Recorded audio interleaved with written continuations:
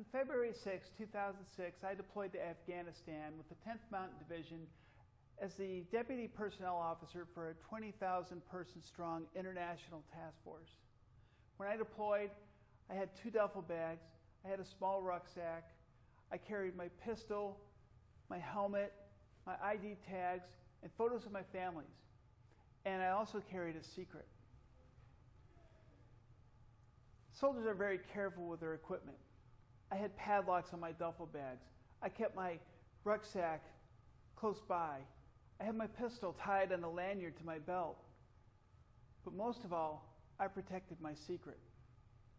My secret could have got me kicked out of the military, cost me my clearance, cost me my career, maybe even cost me my family and everything that I loved and worked for over an entire career. My secret wasn't that I wasn't a double agent.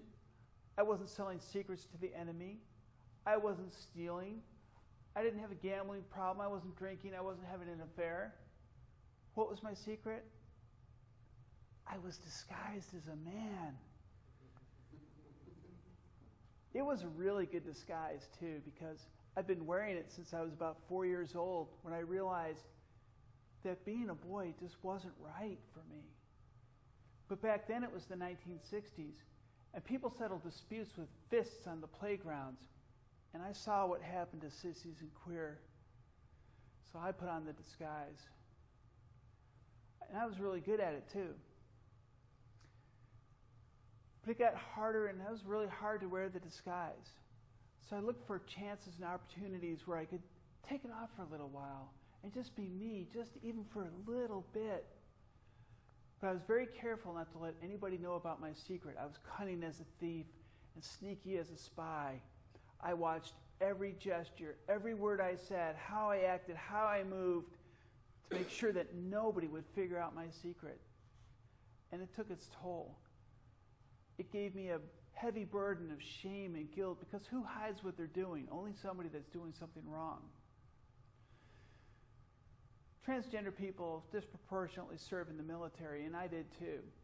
Surprisingly, I found out I really liked it, and I was good at it.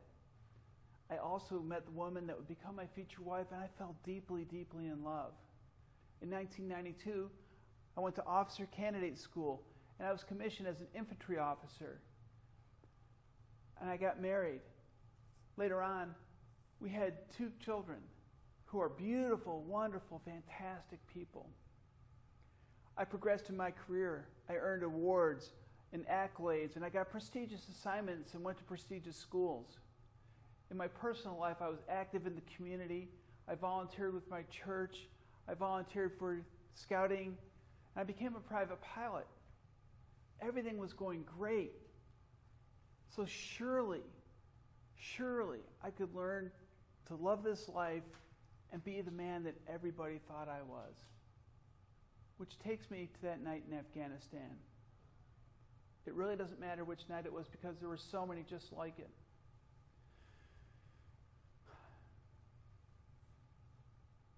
In my job, I was responsible for all the awards and the personnel across the entire region of Afghanistan.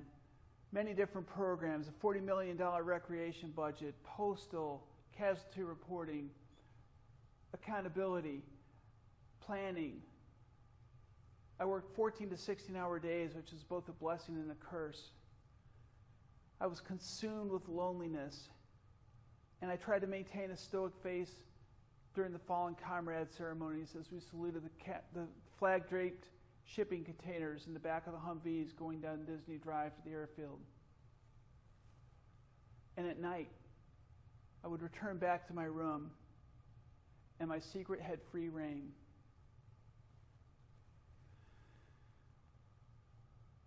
Gender dysphoria is a life-threatening condition for many people. 40% of transgender people have attempted suicide. The shame and the guilt and the friction between who you know yourself to be inside and what your body is on the outside can be all-consuming. Science is increasingly pointing to a complex array of factors, including brain structure, chromosomes, and different proteins that interact with people's genes to determine what their gender really is. All these things weighed on me. But I was caught between what I thought would destroy my family and bring me shame and humiliation and disgrace, or living my truth and living my life. It seemed like an impossible dilemma. I saw no way out. I was utterly and completely alone and isolated. I couldn't tell anybody because at that time, transsexualism was a disqualifying medical condition and would have got me very quickly separated from my job and my career. I couldn't even seek counseling because the Code of Federal Regulations specifically prohibited counseling for people with gender dysphoria at that time. I was officially deemed not worth saving. It was so bad that some nights I would hold my pistol in one hand and my loaded magazine in the other hand and think, I have a solution right here, right in my hands. But I would look at a picture of my children and know I couldn't do that to them. And I would say, tomorrow, I can take that option tomorrow, but not today. I can make it through one more day. So I strang together a bunch of tomorrows for several years, and the toll got heavier and heavier and heavier.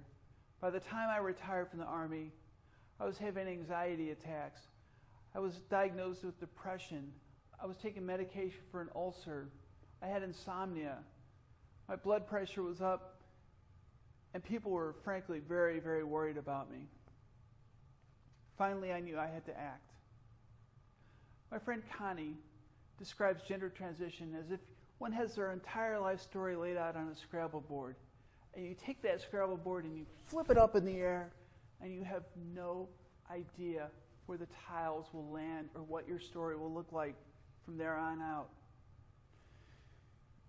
It's a terrifying leap into the unknown. I heard stories in support groups of people who had lost contact with their children, who'd been fired from jobs, who'd faced discrimination, who'd been beaten up, who'd been threatened and had to move out of their homes, who'd been denied health care because of their gender status. But I also heard stories of people who were happy and successful. Their families were thriving. They were doing well on the job and getting recognition. Nobody could predict my outcome. Sometimes people say it's courageous to go through gender transition and face all that discrimination. But I didn't feel courage. I felt like somebody had fallen off of a ship in the middle of the ocean, and I was just kicking and swimming, trying to keep my nose up out of the water. And I prayed and prayed for God to lift it from me, and I heard nothing. When I finally started praying, please give me the strength to do this, that's when my life changed.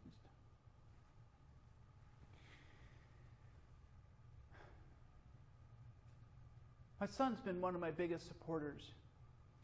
When I came out to my dad, he had a lot of questions, and he asked me if I wanted him to start calling me Ann right away and telling people he had 2 sons and 2 daughters, and I said, yes, please.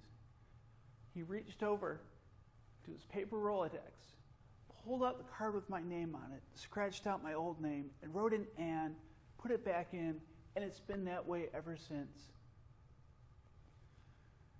It was extremely hard for my wife. It shook everything we thought about ourselves and everything we thought about our relationship, except for the fact that we loved each other. It took gallons and gallons of tears and hours of very painful, difficult conversations. But we finally came at a place where love triumphed, and today our relationship is better than ever. I was checking in with my daughter shortly before I transitioned. And she said, I'm getting ready to start high school. I have bigger problems than a transgender dad. And then at work, my boss bent over backwards to help me, and I was met with nothing but dignity and respect. And my life transformed. People started using words like radiant and glowing to describe me. I didn't need medications. Almost overnight, I stopped taking medications for insomnia, for an ulcer. My blood pressure returned back to normal. And people said they never saw me smile that much. And every day, I'm I'm filled with amazement and joy that I made it and I'm here and I'm free from guilt and shame. Two of my heroes are my mom and my Uncle Don. My mom's gift was that she could see and honor the dignity in everybody, even those living in the most humblest of conditions. My uncle was a successful White House lawyer, but he battled alcoholism and cancer for many, many years of his life. And I saw how he took those challenges, as big as life-threatening challenges, and turned them into a gift and his greatest legacy. So today, I tell my story. And when I tell my story, invariably other people come back to me with their stories of their struggles. I had a friend who I worked with for many years, and it was only after transition that he told me what it was like to be the only African American in the small Midwestern town where he worked, and what it was like when white women would cross the street and clutch their purses as he walked down the street. My old boss told me about her struggles with breast cancer, and a tough former Marine confided in me that he was taking antidepressants and anti-anxiety medication. My willingness to share my story, to turn my biggest challenge into my greatest strength, inspired these other people. And as they told me their story, I could receive it and honor their dignity and their humanity. A simple exchange that says, I see you, I hear you, you matter. When I deployed to Afghanistan, I carried duffel bags, a rucksack, a helmet, pistol, and photos of my family, and I carried a secret. Today, all I have is my truth that I share without shame, and I proudly proclaim who I am and use my story to help others. So how about you? What are you carrying?